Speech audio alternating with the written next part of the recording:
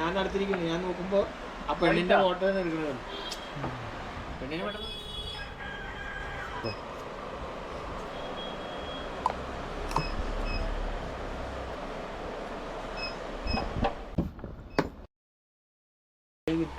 ഇങ്ങനത്തെ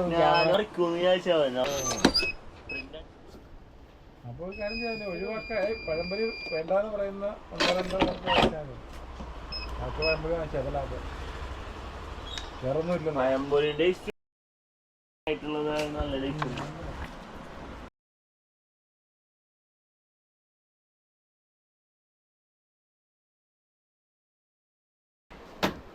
മഴയിലെ ഫേൻ